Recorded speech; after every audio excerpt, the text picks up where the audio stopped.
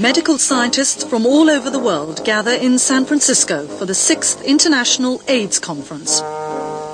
It's just over 2 years since dispatchers first argued that the conventional wisdom on AIDS was misguided and that the virus HIV was not the cause of the disease at all. The programme won Britain's top award for television journalism. Tonight, Dispatches returns to the AIDS trail and goes even further, arguing that AIDS as we know it may well not even be infectious. But a word of caution. Tonight's programme does not argue that all thoughts of safe sex can now be discounted. Indeed, for high-risk groups, safe sex may well be the government's only accurate piece of advice. But until we accept that all the orthodox AIDS thinking could be wrong, we shall continue to be victims of the AIDS catch.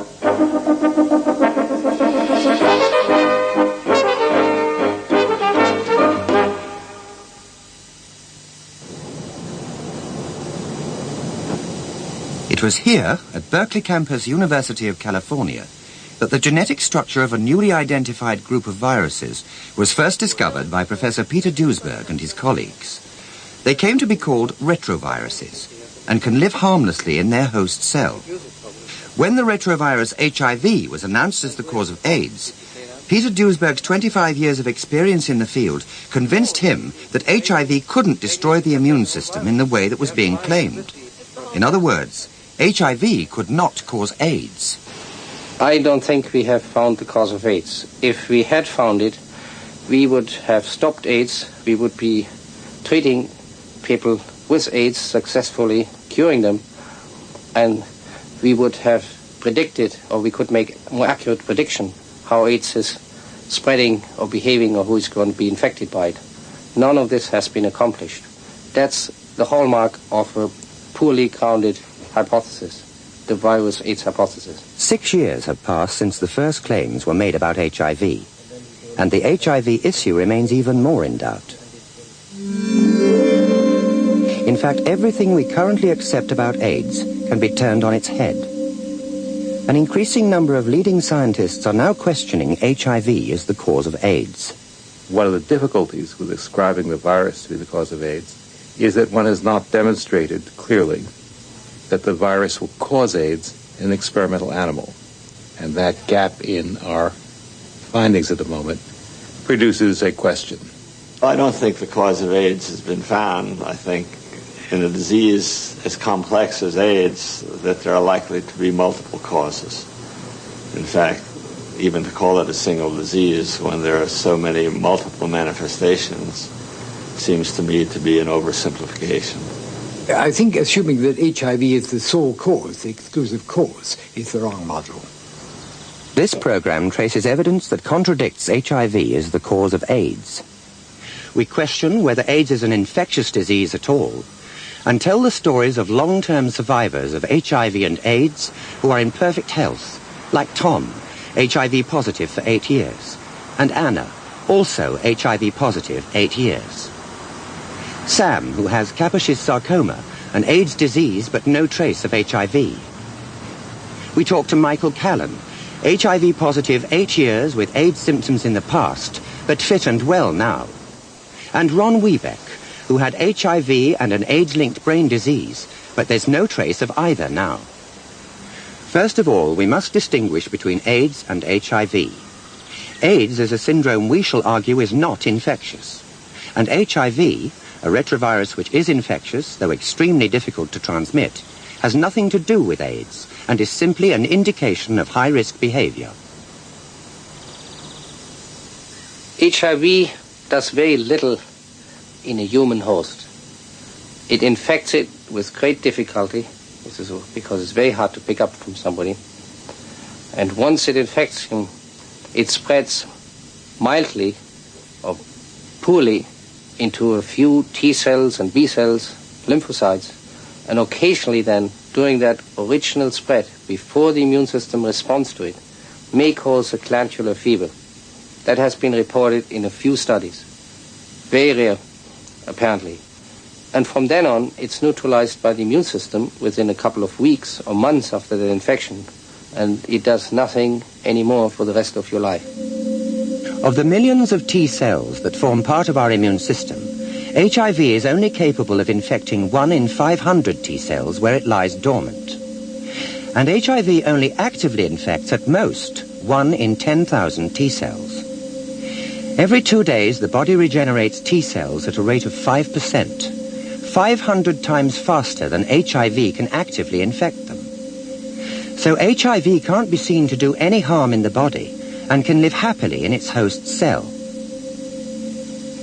If HIV is so ineffectual, why then is it the accepted view that it's the cause of AIDS? We put this to Harvard molecular biologist Professor Walter Gilbert. The general public accepts what the media tells them, and the media has blown up the virus as the cause of AIDS. And the scientific community, parts of it, have blown up the virus as the cause of AIDS because it is more convenient to have a neat explanation than to be in that situation, which we often are in science, at which the problem, the questions, still face us, and our knowledge proceeds gradually to overcome those difficulties. I think people want to believe in HIV. People have profound feelings about HIV, and what I call them HIV fundamentalists. Author of AIDS, the HIV Myth, one of the first books to challenge HIV as the cause of AIDS, Jad Adams has long been suspicious of the HIV hypothesis, and in particular of the way the virus was brought to public attention. HIV was announced to be the cause of AIDS at a press conference in America in April of 1984. Health Secretary Margaret Heckler made the announcement to a packed news conference. The probable cause of AIDS has been found. She then introduced the scientist who led the team, Dr. Robert Gallo. It was rather interesting that that press conference was held before publication in the scientific papers, in scientific press, which is almost always the precursor of a discussion about whether you've genuinely got the cause, whether you've genuinely got a discovery. In Paris, at the Pasteur Institute, where HIV was first identified, even Professor Luc Montagnier, who pioneered early HIV work, has moved away from the notion that HIV on its own can cause AIDS. Had he always believed it was sufficient to cause the disease? At first, yes. We thought we had the best candidate for this virus to be the cause of AIDS. But after a while, even from the beginning actually, we thought maybe for the activation of that virus in cells, we need some cofactors. So I would agree that HIV by itself, or some strains of HIV, are not sufficient to induce AIDS.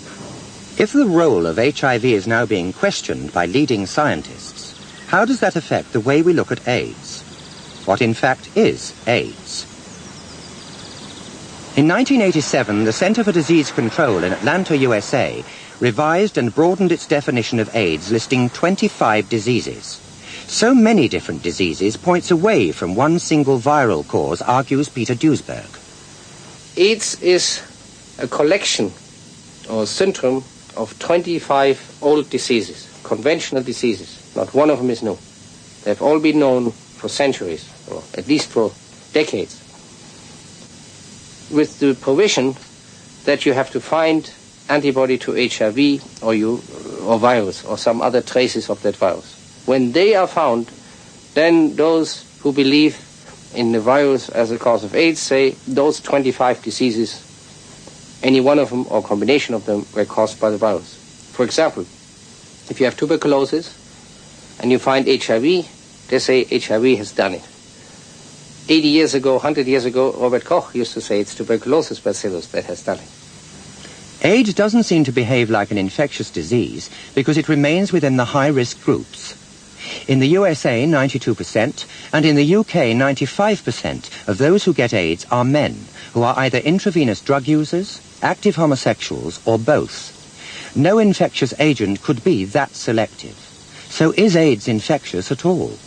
Before discussing this, we should take a careful look at what we've most often been told about HIV and AIDS and clear up some existing misconceptions. Most of us have heard that if you got HIV, you would certainly get AIDS and would certainly die. It was simply a matter of when. It is a deadly disease and there is no known cure. The virus can be passed during sexual intercourse with an infected person. Anyone can get it, man or woman. And the latency period between infection and full-blown AIDS has been stretched from 1 year to 5 years to 10 years, and now some suggest even longer, depending on risk behavior. The goalposts are constantly being moved, and more contradictions to the viral AIDS hypothesis are emerging. For example, only a small proportion of HIV-positive people ever develop full-blown AIDS. In the USA, in any 1 year, only 1.5% of the estimated HIV positives get AIDS. This means that 98.5% don't get AIDS.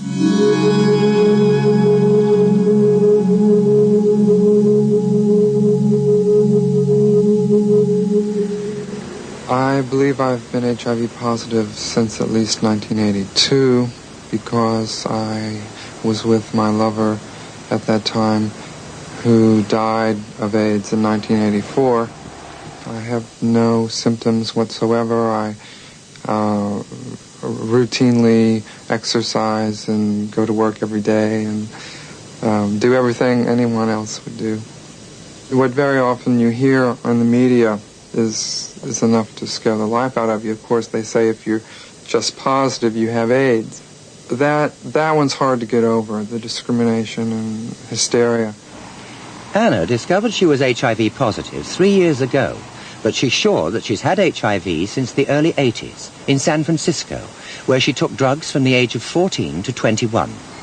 I was, for a while, an intravenous drug user, although it's now over 6 years since I injected any drugs at all. When I was first diagnosed, I thought, I'm going to die, this is it. And I'd been listening to everything that was being said on the television, that we were reading in the papers, and the message was, and still is very much, HIV equals AIDS equals death. Since I've known I was positive, since my diagnosis, I've had no health problems at all, really.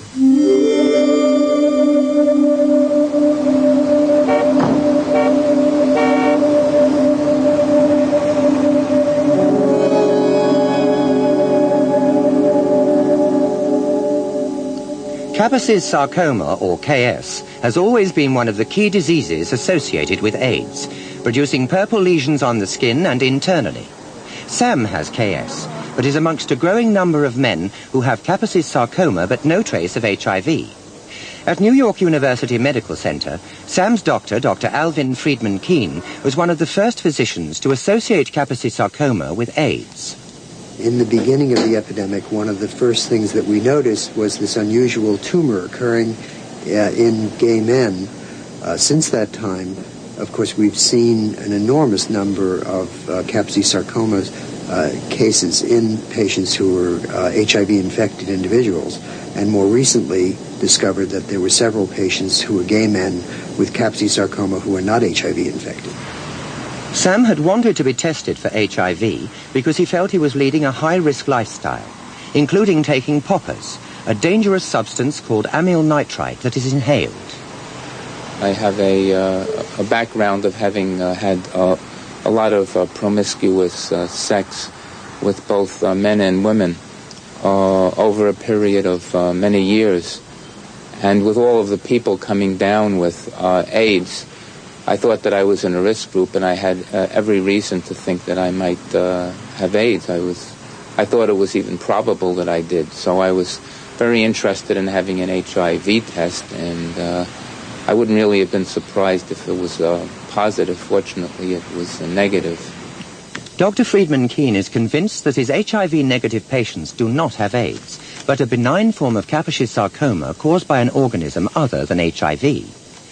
Dr. Robert Root Bernstein has been making a special study of KS and believes that Kaposi's sarcoma of itself, without HIV, can produce an irreversible AIDS-type condition.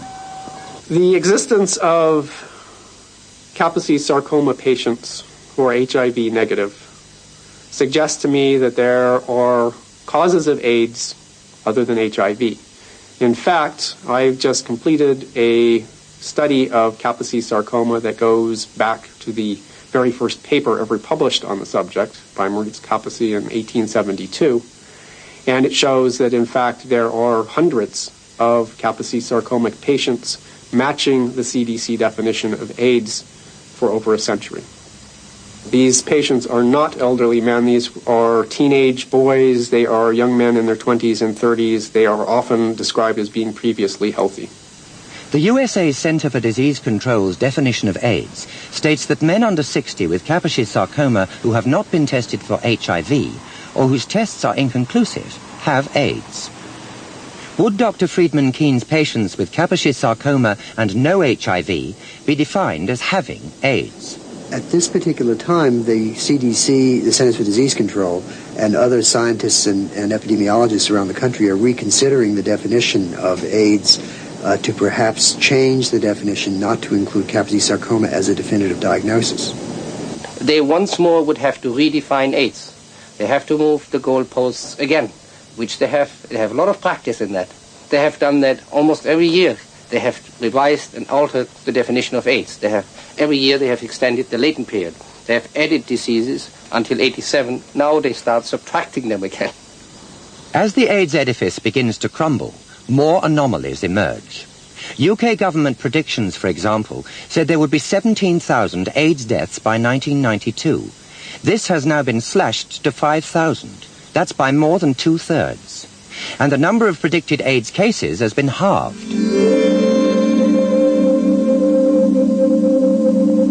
Stage performer Michael Callan has had HIV and AIDS symptoms since 1983. I'm sure that I became infected like most other gay men who have AIDS. I was very, very active in the sexual revolution of the late 70s and early 80s. How is the state of your health in general now? It's a paradox of AIDS. I'm healthier now than I've ever been. I mean, I have Kaposi's sarcoma. I have bacterial pneumonia at least once a year. I've had herpes zoster.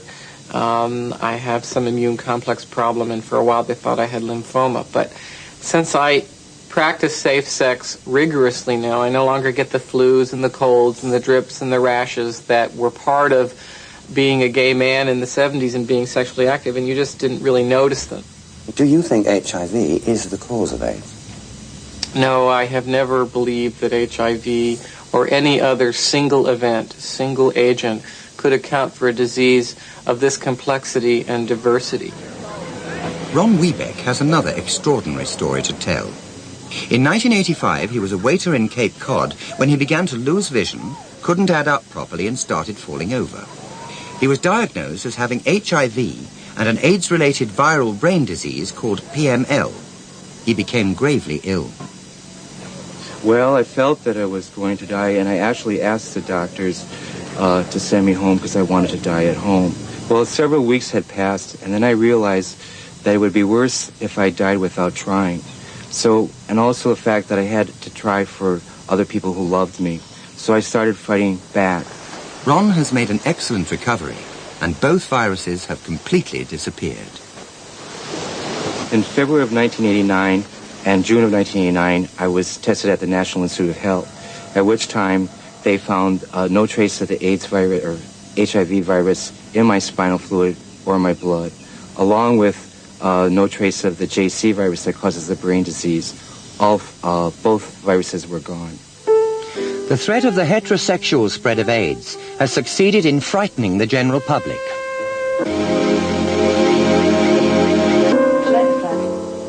Yeah, it's lovely.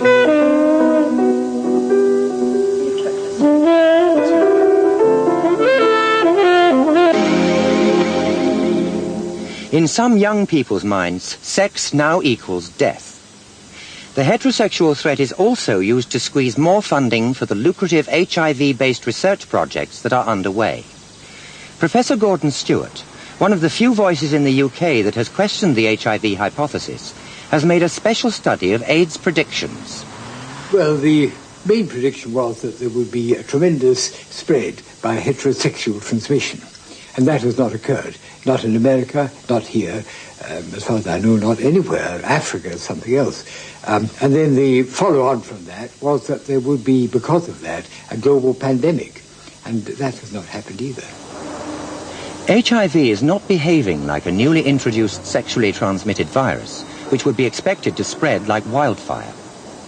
In a recent US Armed Forces survey of over 1 million 17 to 19-year-old men and women, HIV was found very rarely indeed, a steady 0.03% over 5 years. I seriously doubt that AIDS will become an epidemic in the heterosexual population. If I'm right that you have to have other cofactors before HIV becomes lethal, or in fact perhaps HIV isn't even necessary, essentially a person who has no risk factors isn't going to get AIDS. At the San Francisco AIDS Foundation, a campaign has been launched to raise $400 million to help fight the spread of AIDS over the next 3 years. But even the foundation's press officer admits the actual figures for heterosexual spread are not there. Here in San Francisco, we have yet to see a massive spread of the virus into the heterosexual population. We're still looking at individuals who are injection drug users, individuals who are partners of injection drug users, namely women, as still being the individuals who are primarily getting infected in terms of the heterosexual population. At San Francisco General Hospital, epidemiologist Dr. Andrew Moss admits that there are few hard facts on heterosexual AIDS. We don't know how fast it's spreading heterosexually, and we won't know how fast it's spreading and what's likely to happen without some more knowledge about those areas. How do you feel about the general predictions concerning the spread of AIDS?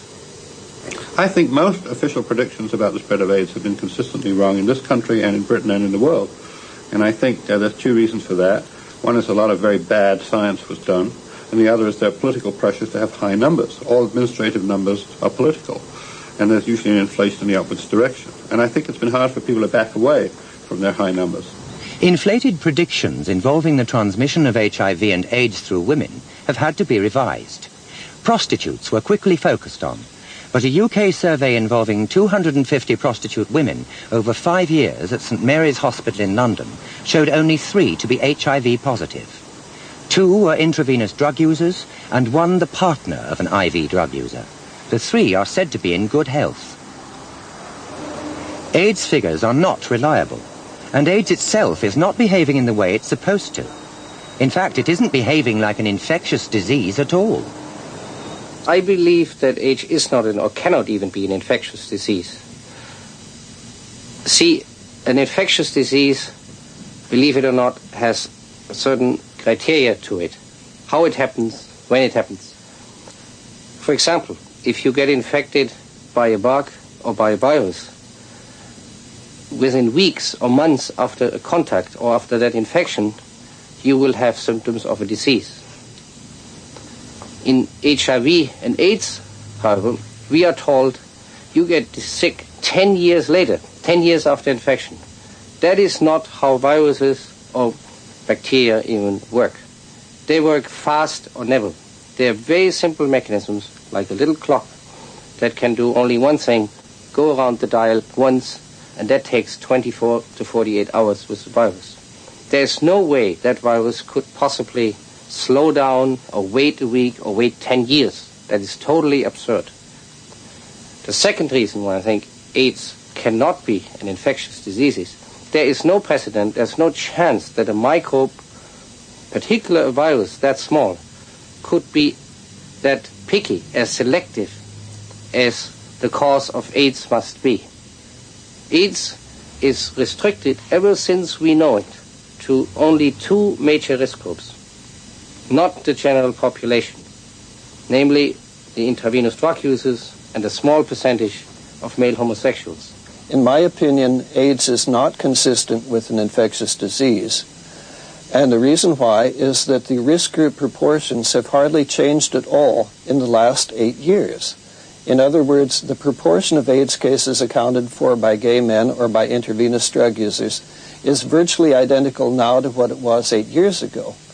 This is a total contradiction with the notion of an infectious venereal disease, the prevailing viewpoint. Infectious diseases always spreads, and yet AIDS has not spread. It's remained rigidly compartmentalized. For many scientists, it's difficult to move away from the idea that AIDS is infectious.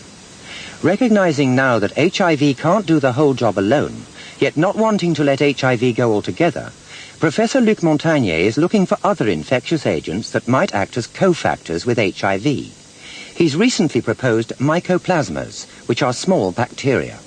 Perhaps in order to have the disease, you need more than one agent. You need a second infection by mycoplasma or some kind of specific interaction between the virus and mycoplasma in order to have this burst of destruction of cells we see in AIDS patients. So there are many possibilities still. I think we are still in a at the very beginning of understanding AIDS. At the US Armed Forces Institute of Pathology, Dr. Shai-Ching Lo has also been working on a separate mycoplasma as a possible cause or cofactor in AIDS. How does Peter Duesberg view these cofactor theories?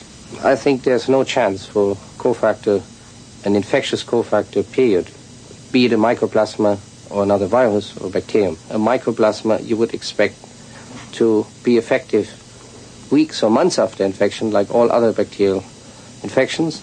And a mycoplasma would spread heterosexually and homosexually alike. It would spread randomly in the population, and AIDS doesn't. Physician and microbiologist Dr. Joseph Sonnabend treats many AIDS patients in New York. He has long made his doubts about HIV known and believes AIDS stems from multiple factors involving risk behavior that includes infectious components. I would believe that the infectious components are a variety of common or well-known infections, including virus infections such as cytomegalovirus infection, sexually transmitted diseases such as syphilis, and a variety of other common infections which are known to have immunosuppressive components. In the cities in which AIDS did occur, there certainly were quite extensive changes, and these were changes of a quantitative nature rather than a qualitative nature, and this simply means that the opportunities for promiscuous or anonymous sex increased enormously. As a result, the prevalence of different pathogens, different pathogenic organisms increased, so that even single exposures would be associated with the acquisition of some infection. But Peter Duesberg maintains the infectious element is a secondary phase. AIDS is primarily not an infectious disease, as I told you. It's primarily a result of, I suspect, of intoxication. Acquired immunodeficiency, as the word actually says in AIDS. You acquire it by consuming drugs, malnutrition that is linked to it, often, or typically linked to it. Once that has happened, once you are immune deficient, then you are open to many infections that are secondary or opportunistic, as we say. That is not, therefore, an infectious disease. It is the result of that. What specific factors can bring about the irreversible breakdown of the immune system and are versatile enough to cause other conditions included in the AIDS syndrome? Conditions that have nothing whatsoever to do with immune suppression, like lymphoma, a tumor which can be malignant, encephalitis, a brain inflammation, and Kaposi's sarcoma, which is now thought not even to be linked with HIV.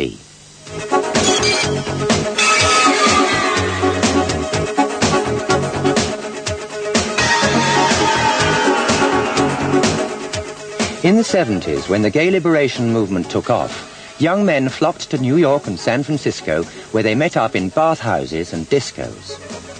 Writer and chronicler of the gay movement, John Lauritsen, takes up the story.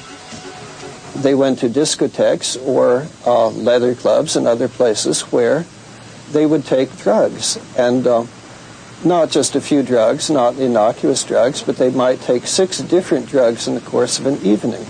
And we don't know, really, the consequences of these drugs. But they would include poppers, which are nitrite inhalants, MDA, which is a designer drug, even ecstasy and Special K, which are other designer drugs. They would include ethyl chloride, a deadly substance which is inhaled. It would include also cocaine and heroin and marijuana and alcohol.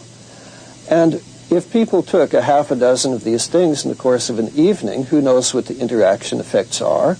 Who knows what the long-term effects of any one of them is separately? My hypothesis is that AIDS is caused by non-infectious agents. And the non-infectious agents that I consider most likely as causes of AIDS are, in part, the psychoactive drugs, which are imported and consumed in ever larger quantities ever since the Vietnam War in this country and probably also in Europe. I have always thought, and indeed since 1983 I've been saying, that drugs play a major part in the development of AIDS. Now, they do so in various ways, because there are various kinds of drugs involved, and they don't all apply to the same risk groups. There are, above all, I think, the nitrites, which we know are very toxic indeed to the cellular components of the immune system. I don't think there's any argument about that. And they can cause various other kinds of cellular damage too. I would think that this factor is so important that it could in itself produce a state of affairs which is not unlike AIDS as we now know it. Apart from the obvious dangers of intravenous drug use, amyl and butyl nitrites, inhaled while dancing and during sex, used to come in one-dose vials called poppers, but were soon available over the counter in screw-top bottles, allowing unlimited inhaled doses. Amyl and butyl nitrites, in the kinds of doses that they are used, particularly by gay men, have been shown in various studies to be immunosuppressive. Do poppers combine with any other drugs that might be being taken? Yes, poppers combine with antibiotics such as penicillin and tetracycline, both in the test tube and in living human beings and animals, to create carcinogens. These may be the cause of Kaposi sarcoma. If intravenous drugs, poppers and over-medication with antibiotics play such an important role in AIDS, why have they received so little attention? Why has HIV caught all the attention? The profit motive is very, very powerful here. There are hundreds and hundreds of millions of dollars at stake in the HIV hypothesis. Or, for that matter, in the case of poppers. At one time, the gross profits from poppers were $50 million a year. So therefore, most people can, at least a lot of human beings, can be bought off. Meanwhile, the powerful HIV juggernaut thunders on, making more and more claims. Claims, for example, that HIV causes AIDS in needlestick accidents. There is not one single confirmed case of AIDS from a needlestick injury anywhere in the world. There are also claims that HIV causes AIDS and death in the babies of HIV-positive mothers, the majority of whom are intravenous drug users, through blood transfusions, which are themselves immune suppressant. And in people with haemophilia, a condition also associated with immune suppression. Heterosexually spread HIV is also blamed for the AIDS-type slim disease in Africa. But the manifestations of AIDS in Africa, high fevers, malaria, dysentery and bacterial infections, are very different from AIDS as it's described in the West, and are consistent with pathogenic assault and malnutrition that are already endemic in some third world countries. Vested interests in HIV technology have prevented any proper controlled trials to discover whether HIV really is causing all these diseases. So there's no proof that any of these severely ill patients, grouped together under the HIV/AIDS banner, are dying of HIV infection rather than one of the 25 old diseases described as the AIDS syndrome. In the only small trial we could find in people with haemophilia, those who were HIV positive and those who were negative had exactly the same incidence of disease. Yet prejudice, discrimination and fear continue to escalate around HIV. Children and adults with haemophilia, presumed to have been infected with HIV through injection of blood products, are particularly vulnerable to this type of discrimination. University lecturer Dick James has haemophilia. He's been HIV positive for 8 years. I have a full-time job, I have friends, I do most of the kinds of things most people do. I have a very busy life, as a matter of fact. Do you think HIV positive people are discriminated against? Oh, quite certainly. Discrimination in terms of I'll be charitable, benign neglect by government or government's relative inaction concerning the epidemic And certainly more obvious things like the increasingly famous immigration laws in the United States that prevent people from coming to our country. There are, of course, less restrictive laws on the books in many countries, and so there are some countries that I find it difficult to travel to also. This is just one example of the gross discrimination shown towards HIV-positive people. If HIV has nothing to do with AIDS, and AIDS is not infectious, we are living through one of the biggest scientific errors in history. One of Peter Duesberg's greatest concerns is the fact that HIV-positive people with and without symptoms are being prescribed the highly toxic drug AZT, which can cause bone marrow depletion and symptoms identical to AIDS itself. The mechanism of action of AZT is embarrassingly clear and simple. It is a terminator of DNA synthesis. DNA is the basis for all life on this planet. It's the central molecule in every living cell. Author of a recent book describing the dangers of AZT, John Lauritsen has made a careful study of the AZT drug trials. His findings were originally published in a series of articles in the New York Native. Well, I have examined all of the major studies which are used to claim benefits for AZT. Without exception, I would say these studies prove nothing. They have been, in one respect or another, incompetent and or dishonest. But I would maintain that there is no scientifically credible evidence whatever that AZT has benefits for anybody under any circumstance. What do you think of the current trials looking into the long-term effects of AZT? Yeah, well, I think they will just show, again, that AZT is toxic. If you give less, it will take longer to kill somebody with it or kill its susceptible cells with it. And if you take more, it goes faster. So far, no one has lived longer than 3 years on AZT, and it's very difficult to know whether a patient is dying of AIDS or the toxic effects of the drug.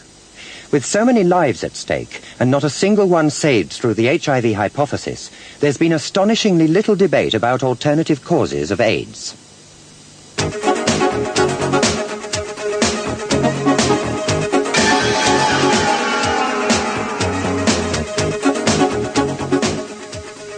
Big money invested in HIV technology has had its influence.